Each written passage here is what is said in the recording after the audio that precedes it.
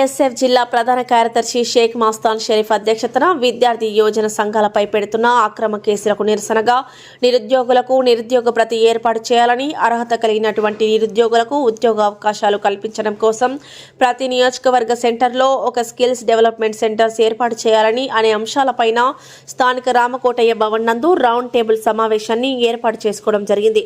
ఈ సమావేశంలో ఏఐవైఎస్ఎఫ్ నెల్లూరు జిల్లా ప్రధాన కార్యదర్శి మున్నా, వైఎస్ఆర్ విద్యార్థి విభాగం జిల్లా అధ్యక్షులు హర్షిత్ రెడ్డి, వైఎస్ఆర్ యువజన విభాగం జిల్లా ఉపాధ్యక్షులు గుంటక వంశీ, కాంగ్రెస్ పార్టీ జిల్లా కార్యదర్శి సంజయ్, ఎన్ఎస్యుఐ జిల్లా అధ్యక్షులు రాజా మరియు ఏఐఎస్ఎఫ్, వైఎస్ఆర్ పార్టీ విద్యార్థి యోజన విభాగ నాయకులు, కాంగ్రెస్ పార్టీ విద్యార్థి యోజన సంఘాల నాయకులు పాల్గొన్నారు.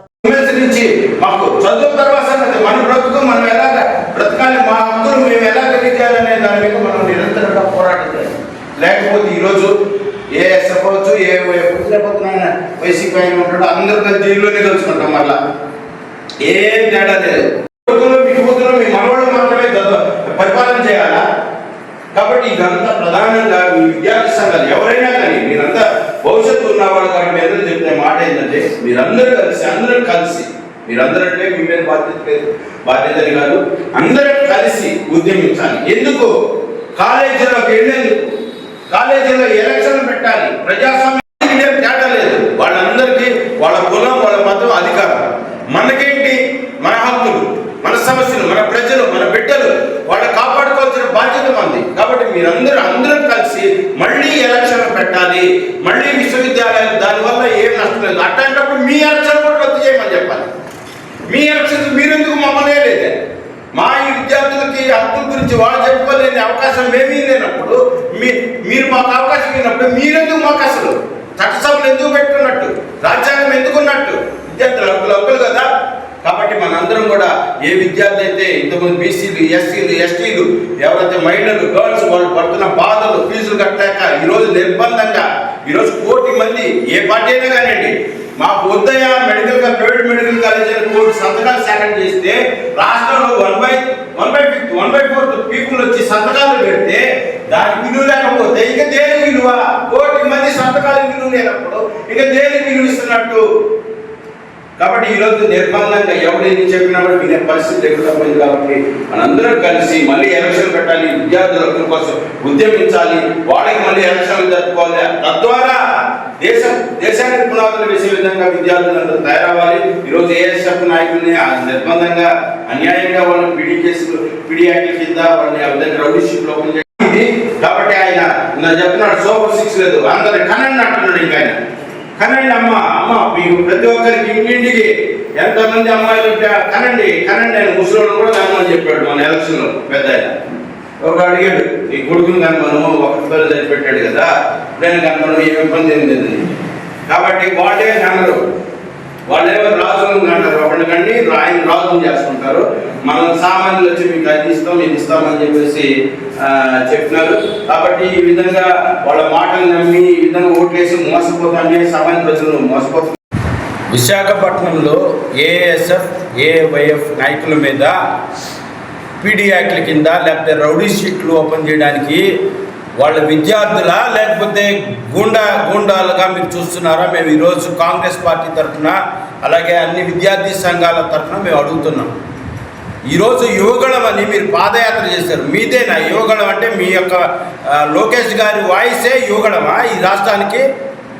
ఈరోజు మేము తెలుగుదేశం పార్టీని ఒకటే క్వశ్చన్ అడుగుతున్నాం. అనేక మంది యూనివర్సిటీల్లో, కాలేజీల్లో విద్యార్థి నాయకుల్ని ఈరోజు ఏ కాలేజీలోకి కూడా ప్రవేశింపనీయకుండా అడ్డగోలుగా మీ ఇష్టానుసారంగా ప్రైవేట్ వాళ్ళకి, కార్పొరేట్ వ్యక్తులకి వాళ్ళకి ఊడిగం చేస్తూ వాళ్ళ కాలేజీలకు మద్దతు పలుకుతూ అక్కడ ఎవరైనా విద్యార్థులు చనిపోయినా, వాళ్ళ హాస్టల్లో ఇబ్బందులున్నా ఏ విషయం కూడా ఎవరు చెప్పుకోనికుండా నిర్బంధం చేయడానికి మీరు ట్రంప్ యొక్క పాలసీని మీరు అనుసరిస్తున్నారా అని మేము ఈరోజు కాంగ్రెస్ పార్టీ తరఫున ప్రశ్నిస్తున్నాం.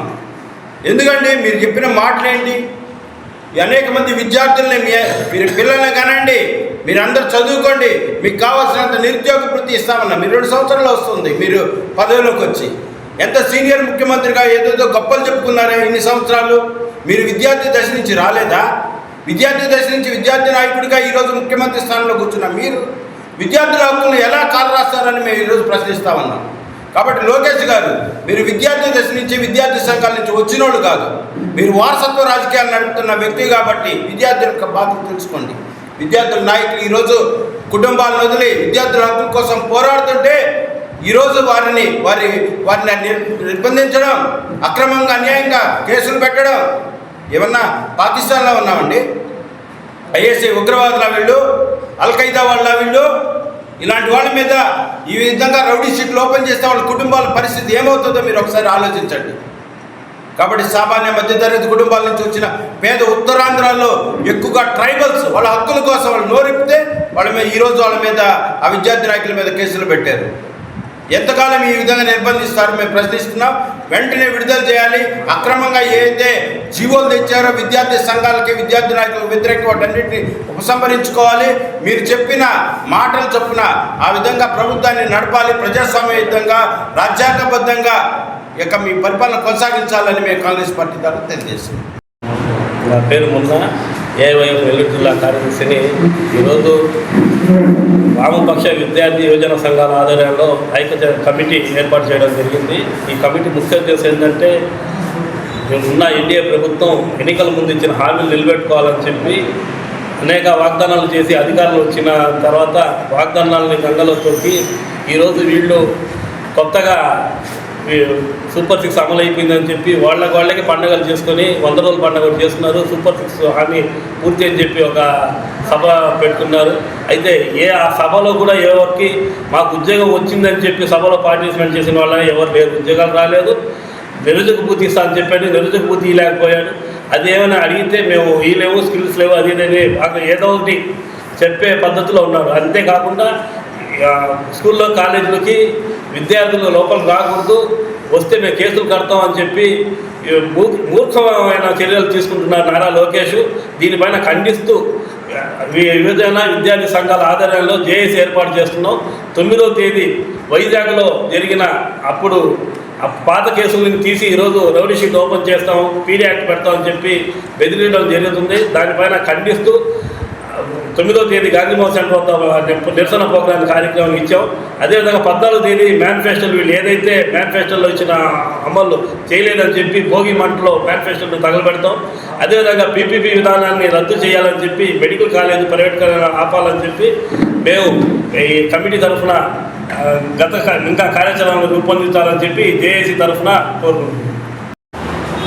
అందరికీ నమస్కారం. ఈరోజు అఖిల భారత యువజన విద్యార్థి విభాగం నాయకులందరూ, వామపక్షాలు, వైఎస్ఆర్సీపీ తరఫున మా నాయకులందరూ కూడా ఇక్కడికి వచ్చేసి ఈ స్టూడెంట్ సమస్యలు అయితేనేమి, యువజన విభాగ సమస్యలు అయితేనేమి వాటి గురించి చర్చించి అక్రమ కేసులు ఈ మధ్యకాలంలో ఈ అధికారం వచ్చినప్పటి నుంచి, కూటమి ప్రభుత్వం అధికారం వచ్చినప్పటి నుంచి ప్రతి ఒక్కరి మీద, స్టూడెంట్ విభాగం అయితేనేమి, యువజన విభాగం అయితేనేమి, అందరి మీద కూడా వీళ్ళు